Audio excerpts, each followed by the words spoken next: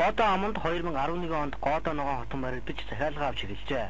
Хотын захаас 15 км-ийн зайтай цэвэр агаарт уулын ингэрт байгалийн сайханд гээд байр шил сайтай энэ газарт айлуудч захиалга өгч шинэ амны орон сууцандаа орох гэж хүлээж эхэлжээ. Харин хариуцсан компани ажлаа удаан хийснээр өнөөдөртөө золгосон байна. Таны харж байгаа энэ хаусанд 12 айл амьдрах зорилттой нэг айл 2 машины гаражийн хамт 120 сая төгрөг төлөн авч байгаа байна.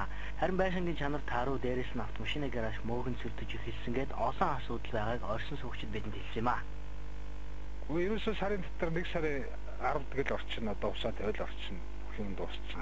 Захиалга өгөөд сарын дараа гэсэн юм уу? 12 сарын сүүлээр би захиалга өгсөн байхгүй.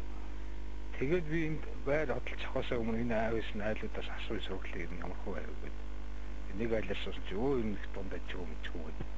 Тэгээд би захиалахгүй юу. Тэгэл нөгөө гэрээч 1 сарын 5-нд гэрээтэй дуусаад нэг та байранд орчуулна гэсэн чинь байдаг. Одоо өнөөдөр хэдэн мэлээ 9 сарын сүүл. Зээл хурцлж байгаа. Одоо ингээ мөнгөтэй болчихно гэл яваад идэв.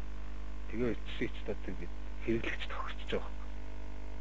Оршин суугчид гүйцэтгэгч компанид гэрээгээ биелүүлэхгүй байгаад сэтгэл дундуур байгаагаа хэлж байсан.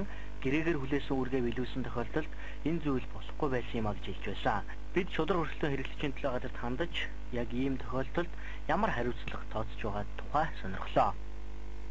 Захиалгаар онцлог бариулж байгаа. Одоо сүүлийн үед бол манай бүх барилгууд хийж явж байгаа шүү дээ.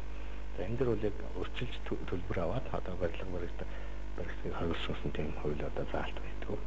Энэ иргэд хоорондоо тэр барилгын одоо гүйцэтгэгч компанид захиалгаар гэрээгээд авч байгаа. Хамгийн гол анхаарах нь бол гэрээн дээр одоо тусах хэрэгтэй тэрийг.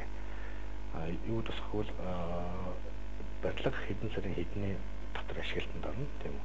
Нэгдүгээр тийм. Хоёрдугаар нөгөө талаас төлбөр одоо захиалж байгаа иргэд маань төлбөрөө хэдэн сарын дотор гэсэн. Энэ хоёр гэрээнийхээ заалтыг одоо энэ хоёр заалтаа гэрээндээ гол тусах юм аа тэр. Энэ хотхон зарим айлууд нүүгээд орсон, зарим хэсэг нь хөөдрөхөөс өмнө нүүдэл судлаа хийж байна. Харин гүйцэтгэгч компани иргэдтэй уулзаж барилгын явцын тухай мэдээлэл өгч байгаа гэж бидэнд мэдээлсэн бол иргэд бид гүйцэтгэгч компанитай харилцаж чадахгүй гэсэн юм а. Бид энэ маргаантай иргэдийн эрх ашигыг хүндсэн асуудлыг маргаашийн баримт нэвтрүүлгээрээ үзэгч тавхад дэлгэрэнгүй өргөх болно.